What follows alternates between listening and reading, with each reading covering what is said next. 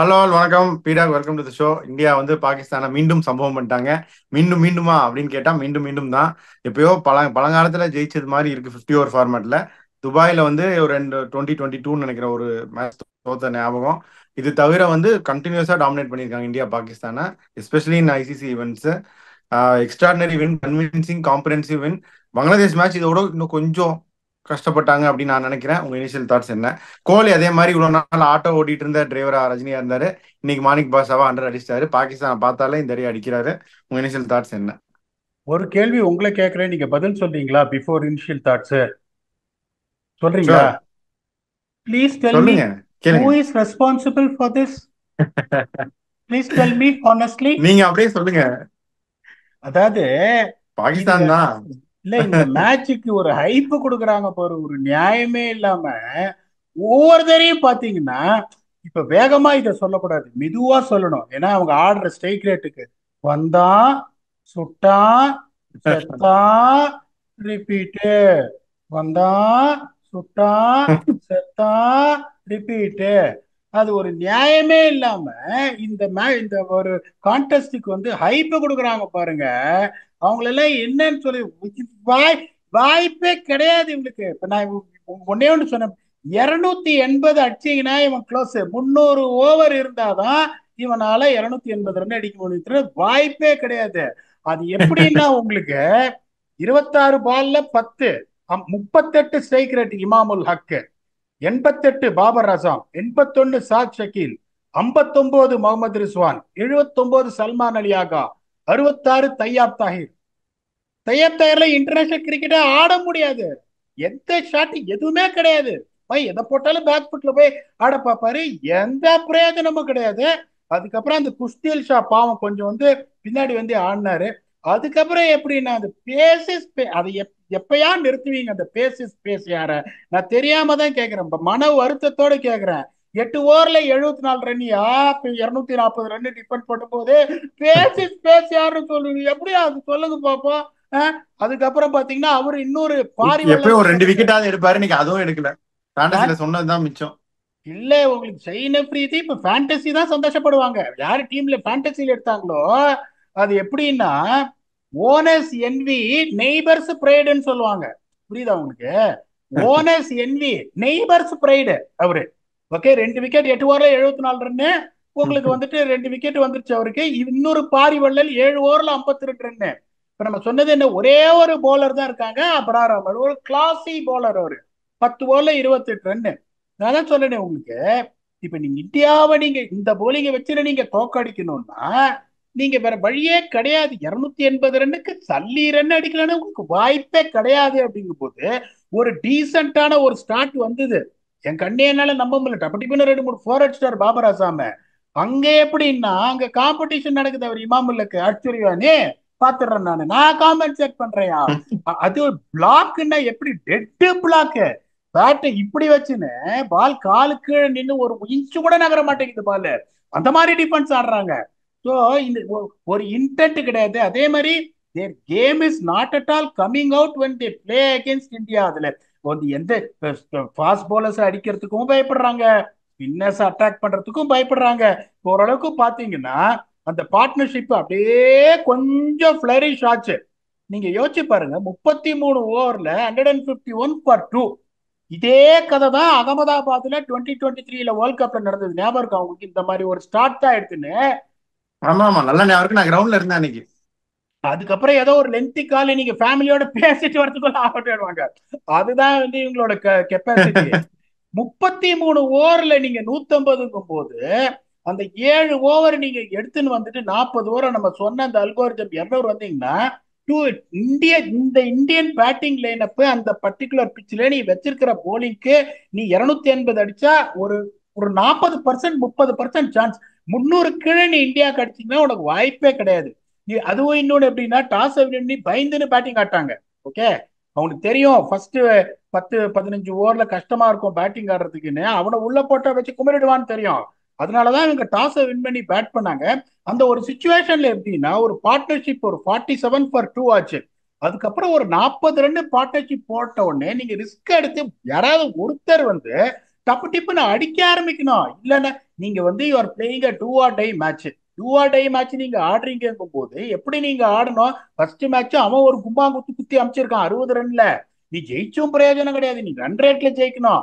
இந்த மேட்ச் அவங்க அதனாலதான் ஜெயிச்சு. இன்னைக்கு வந்து ஃபர்ஸ்ட் பேட்டிங் பண்றோம்ட்டாங்க. நீங்க எங்களை ஓட்டுறீங்கல்ல ஆஸ்கிங் ரேட் வச்சு, ரெக்வயர்ட் ரேட் வச்சு. நாங்க ஃபர்ஸ்ட் பேட்டிங் முடிச்சா எங்க ரெக்வயர்ட் ரேட் வரும்? இல்ல சார், ஒரு உங்களுக்கு ஒரு என்ன சொல்றது, ஒரு ஒரு ஒரு ஆட்டிடியூடு, அந்த ஒரு என்ன சொல்றது, ஐயோ Champions Trophy defending champions, forget about them hosting the tournament, the defending champions of the tournament, their defending champions, அதை இது பண்ணிக்கோங்க, ஃபர்கெட் அபௌட் ஹோஸ்டிங். அதுக்கப்புறம் அப்படிங்கும் போது நீங்க எப்படி ஆண்டு என்ன ஒரு அர்ஜென்சியை காட்டணும். அதுதான் வந்து ஆஸ்திரேலியா காட்டினா இங்கிலாந்தோட. தே ஷோட் வை தே ஆர் ப்ரூவன் சாம்பியன்ஸ். நீங்க சொன்னீங்க பாருங்க, ஆஸ்திரேலியாவுக்கு தான் நான் எடுத்து கொடுப்பேன்னு. ஆஸ்திரேலியா எங்க ஜெயிச்சான்னு நினைக்கிறீங்க? இல்லைன்னு சொன்னா நான் ஒத்துக்கவே மாட்டேன். இங்கிலாந்து டீமே ஆஸ்திரேலியன் டீமே மேன் டு மேன் நீங்க பாத்தீங்கன்னா கில்லு. இங்கிலாந்து டீம் மோர் ஸ்கில்டு தான் ஆஸ்திரேலியா. தில்லுக்கு துட்டு வச்சு நவுத்து நவுத்துன்னு எப்படி ஆன் அந்த சுச்சுவேஷன்ல உங்களுக்கு ஜோஷ் இங்கிலீஷும் இவனும் எப்படி ஆனா யோசிச்சு பாருங்க. கேரியும் ஜோஷ் இங்கிலீஷும் ஆல்மோஸ்ட் காரியம். மேட்ச் பூட்ட கேஸ் மாதிரி ஆயிடுச்சு. மார்னாஸ் லபிஷன் ஆன உடனே ரஷீத் வேற பயங்கரமா போட்டுட்டு இருக்காரு. அப்படிங்கும் போது ஒரு லிஸ்ட்லெஸ் கிரிக்கெட், எந்த ஒரு இதுவுமே இல்லாம இவங்க ஹர்ஷதீப் பாடி இருந்தா இன்னும் நிலைமை மோசமா இருந்திருக்கும். நான் திருப்பியும் சொல்றேன் உங்களுக்கு, இப்ப இன்னைக்கும் ஜெயிச்சுட்டாங்க, தட் இஸ் ஃபைன். இன்னைக்கு கன்வின்சிங் வெற்றி. போன மேட்ச் வந்து க்ளோஸ் வெற்றின்னு சொன்னோம், இன்னைக்கு வச்சு மிதிச்சிட்டு போயிட்டாங்க. இன்னைக்கு ஒரு கான்டெஸ்டே கிடையாது. But I still feel the management should consider playing him. அதுல கிரேட்டஸ்ட் சந்தோஷம் என்னன்னா விராட் கோலியோட 100. இன்னைக்கு பீடா நான் உங்களுக்கு சொன்னேன், இன்னைக்கு 2 3 தடவை நீயே புடிச்சிட்டு போயிட்டு போயிட்டு வந்தாரு ஹர்ஷித் இவரு ஷம்மி. அதனால குவாலிஃபைடு. நெக்ஸ்ட் மேட்ச் உங்க ஆசை நிறைவேறி ஹர்ஷதீப் ஆடுறதுக்கு வாய்ப்பு நிறைய இருக்குன்னு நான் நினைக்கிறேன். But unfortunately due to fitness issues அப்படின்னு நான் நினைக்கிறேன் டு ஷம்மி. பாப்போம் என்ன ஆகுதுன்னு. இல்ல இதுல நமக்கு அதாவது பாருங்களேன், அவங்க டெம்ப்ளேட்டை மாத்துற மாதிரி தெரியல சார். ரோஹித் சர்மா வந்து நீ 220 அடிச்சாலும் சரி, 360 டார்கெட் வந்தாலும் சரி, நான் ஒரே மாதிரி தான் ஆட போறேன்னு சொல்லிட்டு ஒரே மாதிரி ஆடுறாரு. That is fine. இப்ப நம்ம என்ன சொன்னோம், 6 ஓவர்ல 43 அவுட் ஆனாலும் Rohit Sharma wants to give that start and get out. 31 for 1 in 5 overs. So they are chasing a below par score. He is not even bothered about anything. அந்த டம் டீம்னு ஒரு பக்கம் சுப்மான் கில் அட்மோஸ்ட் மெச்சூரிட்டி கான்பிடன்ஸோட ஆடுறாரு. ஒரே ஒரு பாக்ஸை தான் இந்தியா டிக் பண்ணணும்னு ஆசைப்பட்டோம், அது கிங் கோலி. ஒரு மங்களகரமான ஒரு இன்னிங்ஸ் ஆடினாரு. சேசர்லாம் பத்தி பேச்சே கிடையாது. அவரும் சரி KL ராகுலும் சரி, they will come in to the picture at any time. அதுல எந்த இதுவும் கிடையாது. ஸ்பின்னர்ஸும் ரொம்ப நல்லா போட்டாங்க. இப்ப நம்ம இந்த வின்னிங் தியரி என்ன சொன்னோம் அப்படின்னா, அந்த 20 to 40 ஓவர்ஸ்ல எந்த டீம் நல்லா ஆடுறதோ அதுதான் வந்துட்டு that is going to be the biggest criteria. அப்படிங்கும் போது பாகிஸ்தான் வந்து 104 for 2, இந்தியா வந்து 114 for 2. அதுக்கப்புறம் இந்த ஸ்பின்னர்ஸ் நீங்க வந்துட்டு இந்த ஃப்ரம் 15 to 40 இப்ப இவங்க எப்படி ஆடிட்டாங்கன்னா கொஞ்சம் சேஃபா ஆடிட்டாங்க. ஓகேப்பா, எனக்கு வந்து எந்த பிரச்சனையும் கிடையாது அப்படின்னு. அதனால கொஞ்சம் ஸ்பின்னர்ஸ் எக்கானமி, இவங்களும் 2 விக்கெட் எடுத்தாங்க, அவங்களும் 2 விக்கெட் எடுத்தாங்க மிடில் ஓவர்ஸ்ல. பட் உங்களுக்கு பாத்தீங்கன்னா if you see that on the whole picture, உங்களுக்கு India very very clear in that. Okay, நான் வந்து எப்படி ஆடுவேன். இப்போ இந்தியா பாருங்க 19 ஓவர்ஸ்ல 92 ரன்ஸ் அண்ட் 2 விக்கெட்ஸ். ஓகே, இப்போ உங்களுக்கு அந்த எக்கானமி பாத்தீங்கன்னா less than 5 an over. Pakistan 16 ஓவர்ல 73 for 2, less than 5 an over. So உங்களுக்கு அந்த சுச்சுவேஷன்ல they don't want to give Pakistan any ஆப்பர்ச்சுனிட்டியா. கரெக்டா அந்த பியூட்டிஃபுல்லா ஆனாங்க. எடுத்த உடனே இது பண்ணிட்டு அப்படியே தள்ளி தள்ளி அவங்களுக்கு எந்த சான்ஸுமே கொடுக்காம. நான் தான் சொல்லுனேன், இவங்க ஸ்ட்ராட்டஜியில ஜீரோ பாகிஸ்தானு. அவங்க பிளேயிங் லெவன் இது பண்றது. இப்ப நம்ம ஒரு ஐடியா கொடுத்தோம் பாருங்க, ஃபஹீம் அஷ்ரப் மாதிரி ஒருத்தர் எடுத்துன்னு வந்துட்டு நான் கேட்கிறேன், இப்ப ஷாத் ஷக்கீல் வந்து ஒரு எக்ஸ்ட்ராடனரி இன்னிங்ஸ் ஆனாரு. Not a blistering innings, but 62 of 76 is not a bad innings at all. இந்த ஷாத் ஷக்கீல நீங்களே ஓப்பனிங் இறக்கி விட்டுட்டு ஃபஹீம் அஷ்ரப் நீங்க ஆடி இன்னொரு பவர் ஹிட்டர் கீழே வந்ததா எப்படி இருக்கும்? அவர் டொக்கு டொக்குன்னு பேசஞ்சர் ட்ரெயின் மாதிரி 26 பால் ஆடி 10 ரன் அடிச்சுட்டு ரன் அவுட் வேற ஓடி போய் அவுட் ஆறாரு அவரு. நீங்க யோசிச்சு பாருங்க, இந்த மாதிரி ஒரு இனோவேட்டிவ் திங்கிங், அந்த இனோவேட்டிவ் திங்கிங் தான் இந்தியா கொண்டு வந்தாங்க வேர்ல்ட் கப்ல இருந்து. Trying to promote Akshar Patel at number 5, which was a bold move, which was the right move. நான் திருப்பியும் சொல்றேன், ஹர்ஷித் ராணான்றது தப்பான டெசிஷன் நான் சொல்ல. Harshdeep Singh definitely on any time is a பெட்டர் bowler than him. ஆனா பட் இன்னைக்கும் பாத்தீங்கன்னா ஹர்ஷித் ராணா பெருசா எக்ஸ்பென்சிவா இல்ல. That is called bold calls by the management. Even though I want Harshdeep Singh, அவன் பாத்தீங்கன்னா அந்த மாதிரி போல்டு கால் எதுவுமே கிடையாது. அவனை கேட்டா போல்டா அவங்க என்ன பண்ணுவான், அந்த இது போல்டுல ஒரு டபிள்யூ சேர்த்துட்டு போல்ட் ஆயிட்டு இந்த போல்டு தானே சொன்னான்னு கேட்பான் அவன். அவன்கிட்ட போய் நீங்க போல்டுன்னு சொன்னீங்கன்னா நீ தானப்பா சொன்ன போல்டுன்னு சொல்லிட்டு ஸ்டெம்பை விட்டு பின்னாடி போயிட்டு போல்ட் ஆயிட்டு இந்த போல்டுன்னுவான். அதாவது நான் தான் என்ன சொல்றேன் உங்களுக்கு, நீங்க இந்தியா பாகிஸ்தான் மேட்ச இந்த வேர்ல்டு கப் ஐசிசி டிராபில எல்லா மேட்சையும் எடுத்துட்டு பாருங்க, except that one match which they convincingly beat India by 10 wickets. அப்படியே ஒரு பிதறல்லே வருவாங்க. பேட்ஸ்மேனா இருக்கட்டும் போலரா இருக்கட்டும், அந்த பிதறல் மூஞ்சிலேயே அவங்களுக்கு தெரியும். அப்படிங்கும் போது அந்த மாதிரி ஒரு அதே இவங்க பாத்தீங்க, கோலி பாத்தீங்க, எல்லாரும் வந்து என்ன சொன்னாங்க, கஷ்டப்படுறாங்க கஷ்டப்படுறாங்க. போன மேட்சும் கஷ்டப்பட்டாரு, ரிஷாத் ஹுசேனுக்கு அவுட் ஆனாரு. இன்னைக்கு வந்து அந்த மாதிரி ஒரு high pressure situation, world is looking கேட்டும் போது அப்ப இறங்கி நின்று செஞ்சாரு பாருங்க. நம்ம ப்ரீவியூல நான் சொன்னேன்ல, அவர் நேற்று முன்னாடியே வந்துட்டாரு, ப்ரிப்பேர் பண்ணாரு, ஸ்பின்னர்ஸை போட விட்டு. அதுதான் அந்த டெடிகேஷன் அப்படிங்கிறது. நான் இன்னைக்கு ஆடியே ஆகணும், நான் இன்னைக்கு வந்து I have to do it அப்படிங்கிற அந்த ஒரு வில் பவர், அந்த டெடிகேஷன், அதுக்கு that is why he succeeding. இந்த வயசுலயும் இவ்வளவு அச்சீவ் பண்ணாலும் நேற்று முன்னாடி டீமுக்கு முன்னாடியே வந்து பிராக்டிஸ் பண்ணியிருக்காரு அவர், ஸ்பின்னர்ஸை போட விட்டு. அவருக்கு அதுதான் sir, when you push him to the corner, whatever it is, forget about the technical things what you are talking about, sheerly because of the mental power இன்னைக்கு அவர் 100 அடிச்சாரு. இப்ப ஈஸியா வந்துட்டு ஓகே அவர் கால் இப்படி மூவ் ஆச்சு இப்படி மூவ் ஆச்சு இப்படி இப்படி இருக்கு அப்படி இருக்குன்னு ஒரு டெக்னிக்கல் கொடுத்து சப்ப கட்ட முடியும். அதெல்லாம் நான் பண்ண விரும்பல. இன்னைக்கு சியர் டிட்டர்மினேஷன், இது ஒரு பிக் ஸ்டேஜ், இப்ப நான் அடிச்சு காட்டுறேன் பாரு அப்படின்னு சொல்லி அடிச்சு காட்டுறாரு பாருங்க. அங்கேயும் உங்களுக்கு பாபர் அசாம் பாத்தீங்கன்னா 6000 ODI ரன்ஸ் அடிச்சிருக்காரு. Is also got a big average. He is considered as a king in his own country in Pakistan. Mohammad Rizwan is also a big player. அந்த ஒரு டிட்டர்மினேஷன், அந்த ஒரு வெறி, அந்த ஒரு கான்பிடன்ஸ் உங்களுக்கு இருந்ததா? இல்ல. திருப்பியும் சொல்றேன், இவங்களே இனிமே நீங்க நிறுத்த முடியாது.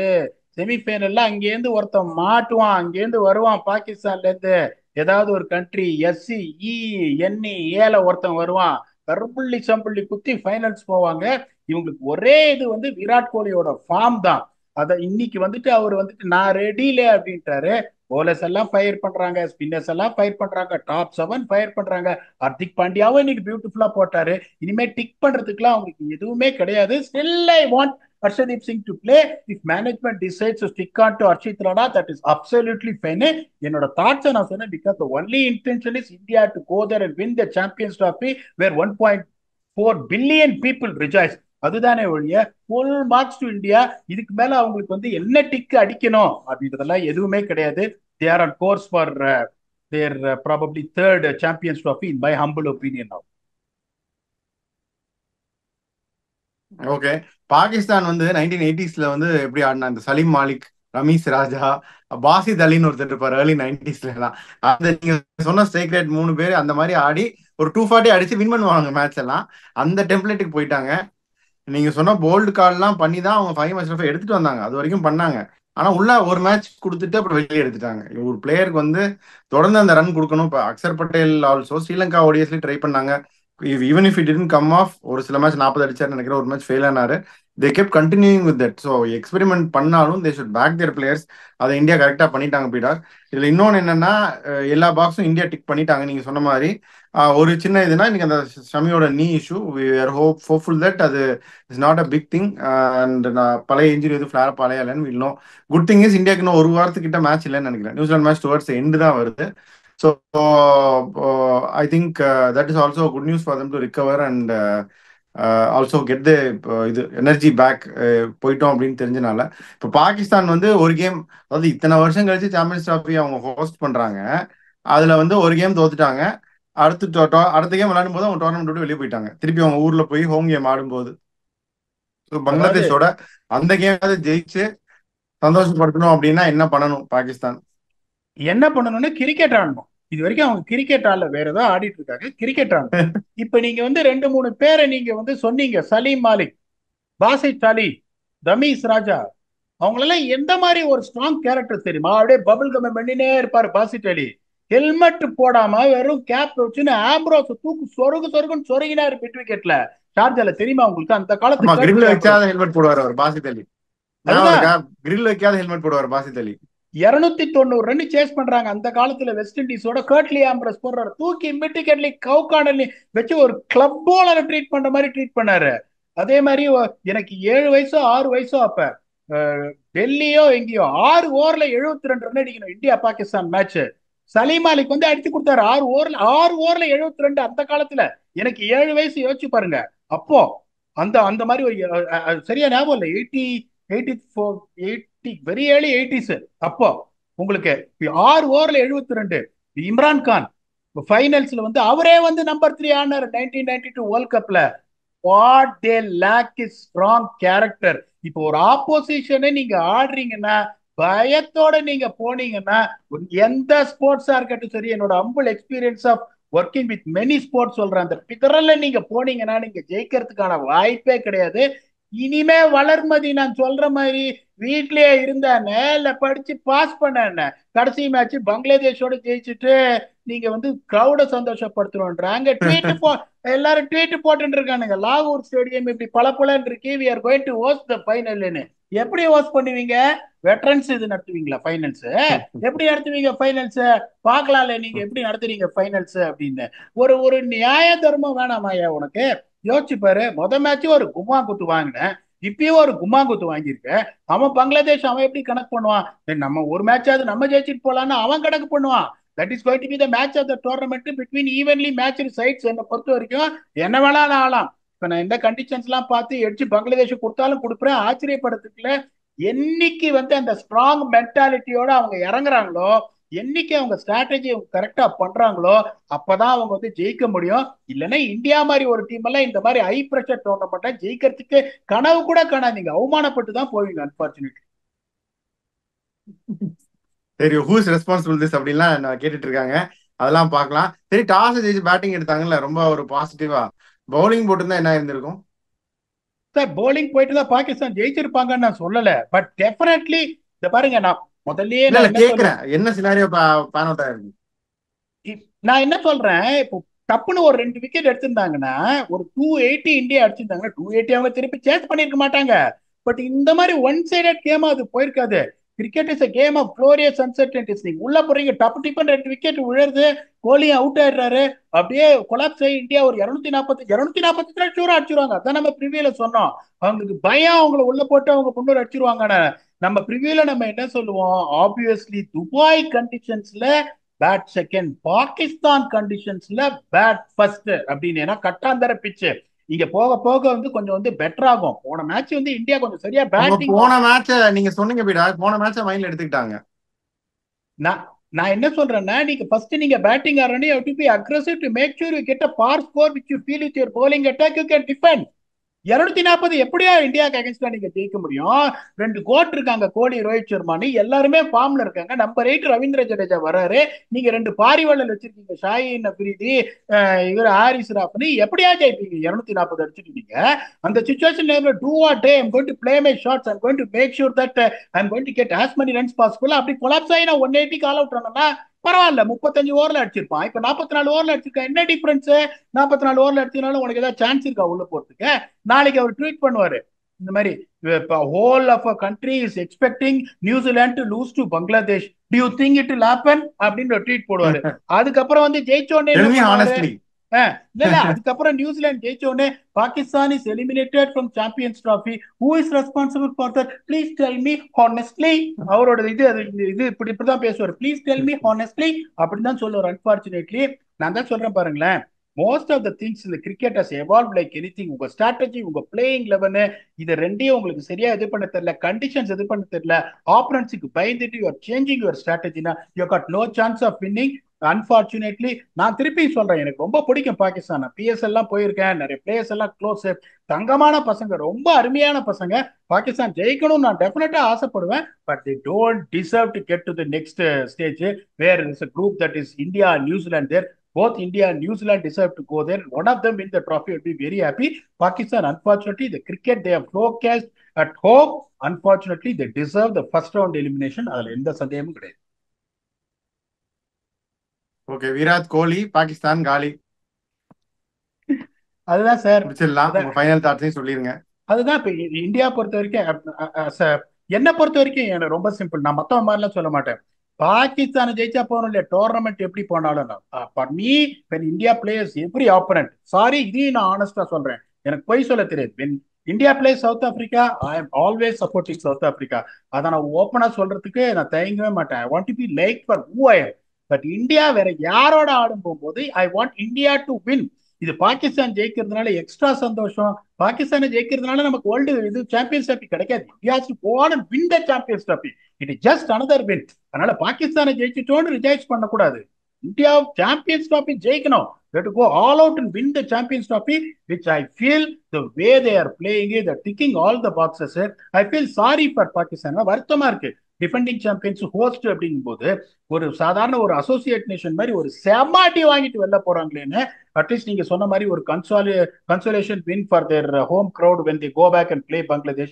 Let us see that happens. And the next episode is going to be the review between New Zealand and Bangladesh. இன்னும் நிறைய பேர் ஹோப் பண்ணிட்டு இருப்பாங்க, வருவாங்களா பாகிஸ்தான் இவன் தோத்து அவன் தோத்துன்னு.